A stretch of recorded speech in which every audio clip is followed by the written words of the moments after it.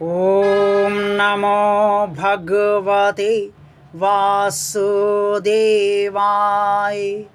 जय श्री हरि, जय श्री भगवान विष्णु जी, जय श्री भगवान कृष्ण जी। भगवान और आप चैनल के अत्यंत प्रिय श्रद्धालु भक्तों, आप कभी नहीं मरेंगे और ना कोई आपको मार पाएगा। आप सोच रहे होंगे कहीं मेरा मानसिक संतुलन तो नहीं बिगड़ गया, ये सब मैं अगड़म बगड़म आपके सामने क्या बक रहा हूं।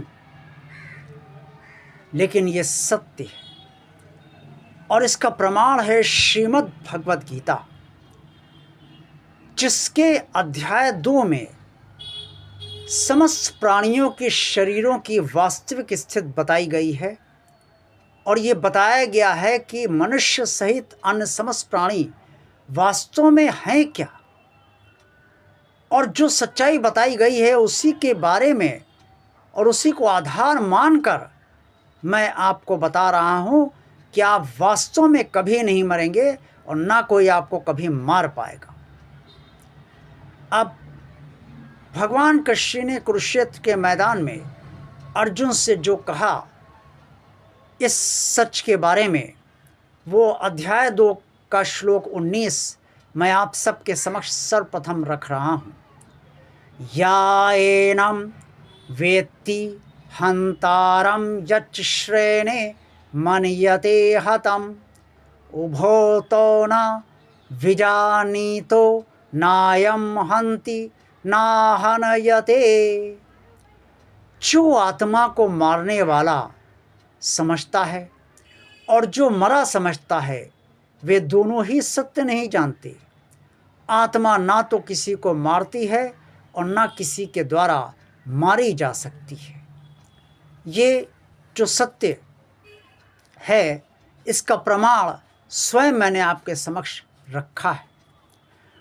भगवान श्री कृष्ण जी ने अर्जुन को बताया कि मरता आत्मा, प्राणियों का जो सच है वो आत्मा है और आत्मा कभी नहीं मारी जा सकती, ना कोई इसे मार सकता है। अब मरता कौन है? मरता सिर्फ शरीर है और शरीर तो नष्ट होने के लिए आया ही है।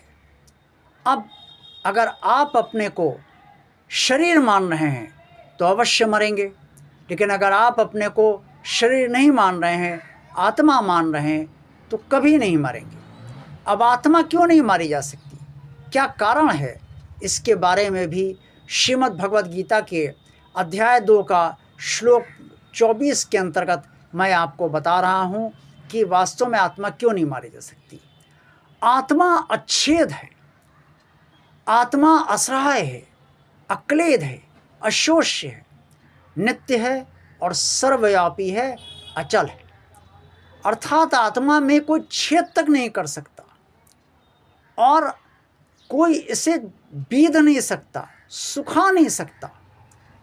आत्मा इसीलिए सब तरफ व्याप्त है और अचल है, यानी कि इसे कोई हिला तक नहीं सकता, स्थिर है। भगवान श्री कृष्ण ने आत्मा को अकर्ता कहा है, वो कुछ नहीं करती बल्कि करवाती है इस शरीर से। अब ये आत्मा क्यों नहीं मारी जा सकती? मैंने क्यों कहा कि आप कभी नहीं मरेंगे और आपको कोई नहीं मार सकता? क्योंकि मूल स्वरूप प्राणियों का और मनुष्य का आत्मा है। अब आत्मा क्यों नहीं मारी जा सकती, इसके बारे में भगवान श्री कृष्ण ने स्पष्ट तौर पे जो कहा वो श्रीमद् भगवद गीता के अध्याय 2 श्लोक 25 में स्पष्ट तौर पे वर्णित है। भगवान श्री कृष्ण ने अर्जुन से कहा, अव्यक्तोऽयं चिन्तयोऽयं विकार्योऽयं मुच्यते। अर्थात शरीर के भीतर जो स्थित आत्मा है वो अव्यक्त है, अचिंत्य है और विकार रहित है।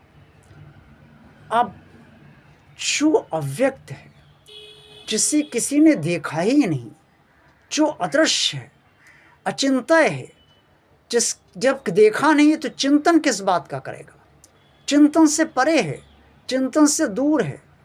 अब ना वो दिख रही है, ना उसका चिंतन हो पा रहा है, तो फिर उसमें विकार है ही नहीं, इसलिए विकारों से रहित है। तो जब आत्मा इतनी पवित्र है और अदृश्य है, चिंतन से परे है, विकार उसके अंतर्गत है ही नहीं, तो उससे कोई मार ही कैसे पाएगा? भाई जब देखेगा तभी तो मारेगा, जो दिख ही नहीं रहा उसको कैसे मारेगा?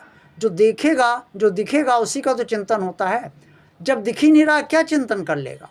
और जब दिख ही नहीं रहा तो उसमें फिर विकार की कोई बात ही नहीं, उसके प्रति किसी तरह कोई विकार शरीर में रहेगा ही नहीं।